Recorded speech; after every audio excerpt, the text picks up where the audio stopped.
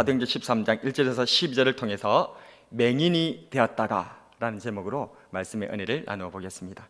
오늘 본문은 회심한 사울을 처음으로 바울이라고 그렇게 명명하는 그런 본문입니다. 그 이유는 여기서 로마 총독 서기오 바울을 만난 이후로부터 사울을 바울이라고 하는 이름을 부르는 데서 우리가 착안을 할 수 있고 그 근거를 한번 유추해 볼 수가 있습니다. 첫 번째로는 전도를 위해서 사울이 총독 서기오 바울과 자신의 이름이 같았다는 것을 드러내었기 때문이라고 우리가 생각해 볼 수 있겠죠.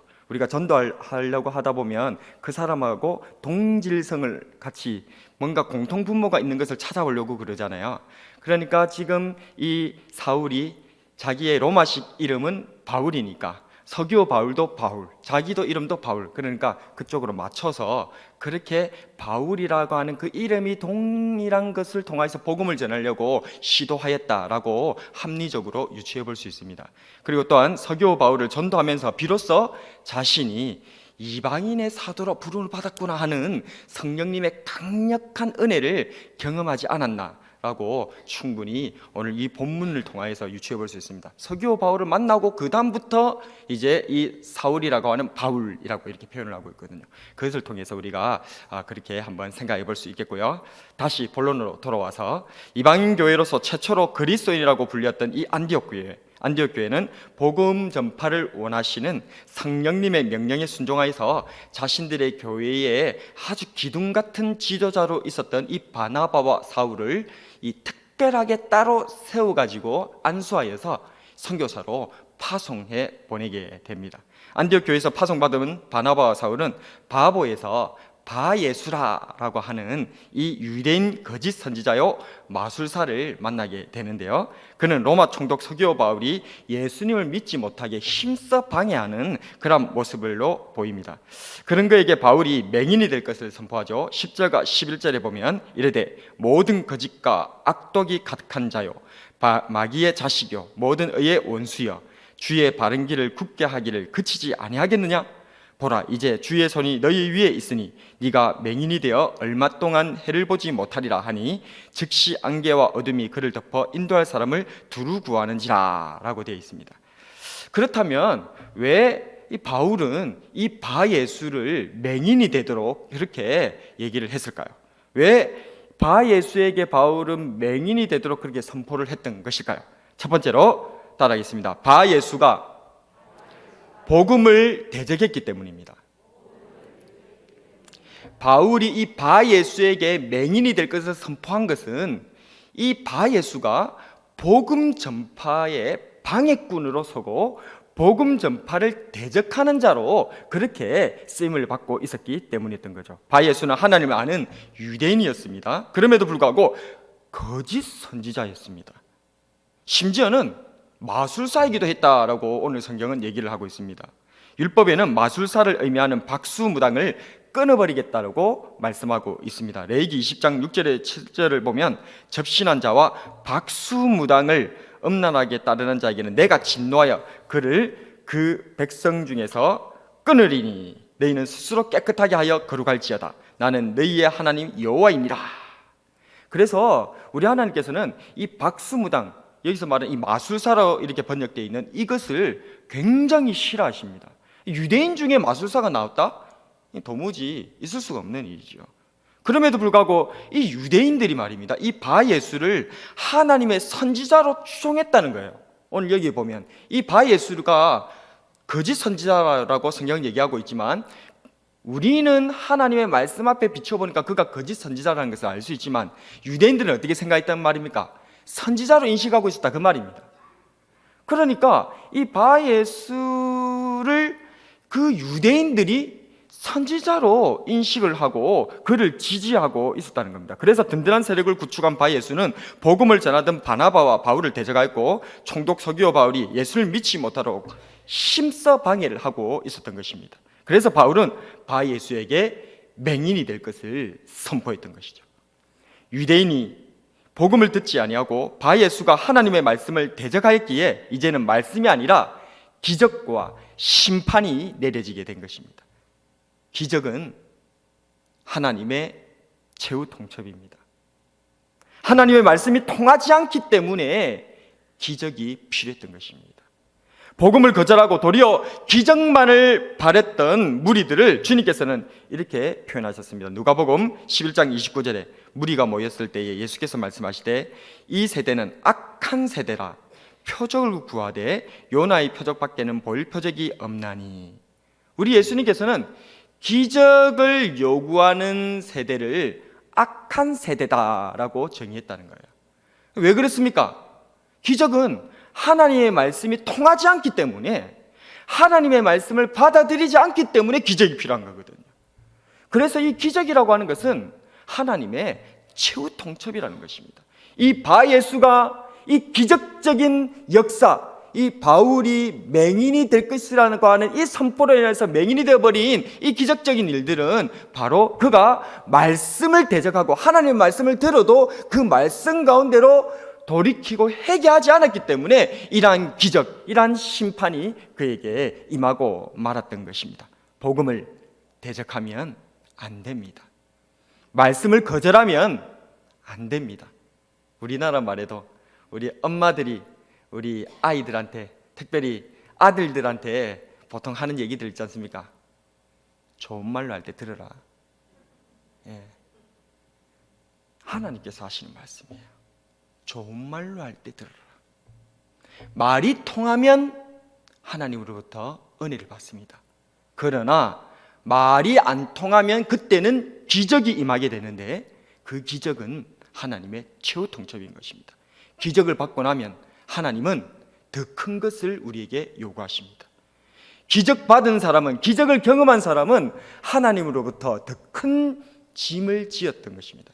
그래서 기적 다음에는 하나님의 심판이 임하는 거예요. 오늘 이 바예수가 이러한 이 맹인이 될 수밖에 없었던 것은 바로 하나님의 말씀이 임하였을 때 그가 거절하고 복음을 대적하였기 때문에 이런 일들이 벌어졌다는 것을 기억하고 우리는 하나님의 말씀 좋은 말로 하실 때 잘 들어서 은혜 가운데 들어가는 주의 백성들 되시기를 축복합니다.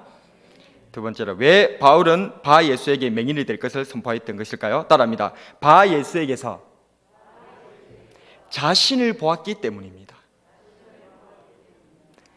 바울은 이 바예수에게 여러 가지 다른 재앙을 선포할 수도 있었는데 하필이면 왜 맹인이 될 것을 선포했다는 거죠. 그것은 바로 이 바예수에게서 자신을 발견했기 때문에 그렇다는 것입니다. 바울은 헬라의 다소에서 태어나서 날 때부터 로마인이었지만 엄한 유대교 간섭에 따라서 유대교 집안에서 자라났고 자신의 유대교적인 전통을 자랑으로 여긴 사람입니다. 난지 8일 만에 할례를 받고 이스라엘의 베냐민 지파였고 당시 가장 유명했던 힐렐 학파의 가말리엘 문화에서 공부한 바리새인으로서 교회를 핍박하는데 열심히 특심이었던 인물이었습니다. 그는 스데반 집사님이 순교하던 현장에 가담한 자였고 예루살렘에 있는 그리스도인들을 잡아다 가두고 때리며 심지어 죽이기까지 했던 사람이 이 바울이었죠.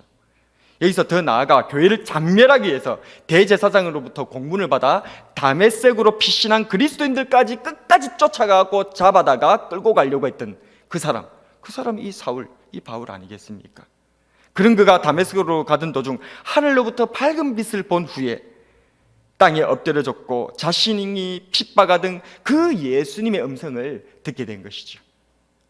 그 눈이 멀어서 다른 사람의 손에 이끌려 다메섹으로 들어가게 되었고 그곳에서 선지자 아나니아를 만나서 드디어 기도를 받고 다시 보게 되어졌던 인물, 그 사람이 이 사울이었던 바울입니다. 그런 그의 앞에 지금 바예수가 있는 거예요.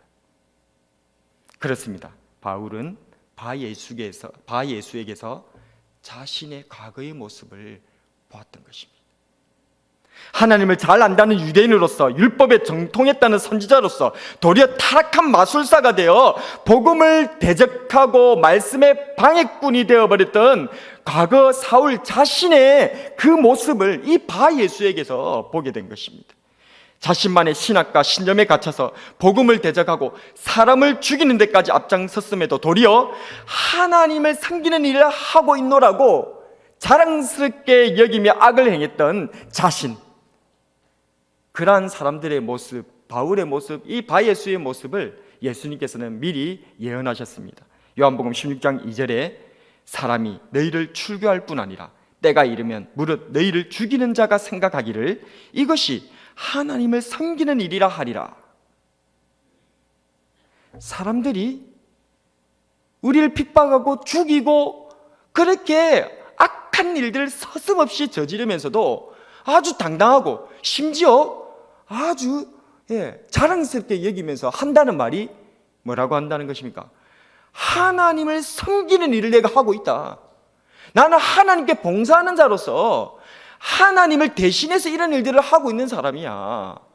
그렇게 하면서 사람을 핍박하고 괴롭히고 죽이는 일들에도 서슴없이 일들을 저지르고 나가더라는 것입니다. 사울이 그랬고 바예수가 그러고 있는 중인 것입니다. 바예수가 자신처럼 복음을 대적하고 있으니 바예수도 자신처럼 맹인이 될 것임을 이 바울은 알았던 것이죠. 그렇습니다. 바울은 바예수에게서 과거 복음의 대적자였던 자신의 모습을 보았고 그래서 바예수도 자신처럼 맹인이 될 것을 선포했던 것입니다. 왜 바울은 바예수에게 맹인이 될 것을 선포했던 것일까요? 마지막으로 한번 따라하겠습니다. 바예수가 자신처럼 회심하길 바랐기 때문입니다. 바울은 바예수에게서 자신의 모습을 보았습니다. 복음을 대적하고 말씀을 거절하는 바예수가 자신처럼 맹인이 될 것을 선포하였습니다. 그러나 그의 이 선포는 결코 맹인으로 살다가 그냥 죽어버리라고 하는, 저 지옥이나 떨어져 버리라고 하는 그런 저주가 아니었습니다. 회개를 촉구하는 선배의 충고였던 것입니다. 11절을 다시 한번 읽어보겠습니다. 11절입니다. 시작. 보라, 이제 주의 손이 너희 위에 있으니 네가 맹인이 되어 얼마 동안 해를 보지 못하리라 하니 즉시 안개와 어둠이 그를 덮어 인도할 사람을 두루 구하는지라. 아멘. 여기서 우리가 주목해야 될 부분은 얼마 동안이라는 말입니다. 바울은 바예수가 복음을 대적했다고 해서 그를 저주 가운데서 완전히 죽어버리라고 던져버리고 그렇게 심판을 명령했던 것이 아니었던 것입니다. 얼마 동안 자기가 그랬던 것처럼 자기도 예수님을 대적하다가 부활하신 예수님을 음성 가운데서 만나 뵙고 광명한 빛 가운데서 만나 뵙고 나서 얼마 동안 맹인이 되었었던 것처럼, 그러나 회개하고 회심하여서 돌이켰더니 이제 다시 기도를 받고 자기 눈이 밝아지고 보이게 되어지고 이제는 육신도 밝아지고 영의 눈도 밝아져서 나의 구주, 나의 하나님, 우리 구주 예수 그리스도의 종으로서 평생 살아가는 자로서 완전히 새롭게 거듭나게 되어졌지 않습니까? 그런 이 바울이 선배로서, 이 핍박자로서의 선배, 그리고 회심한 선배로서 자기의 모습과 똑같은 일을 저지르고 있는 이 바예수를 보고 안타까워하는 마음으로 그에게 맹인이 될 것을 선포했던 것입니다. 얼마 동안.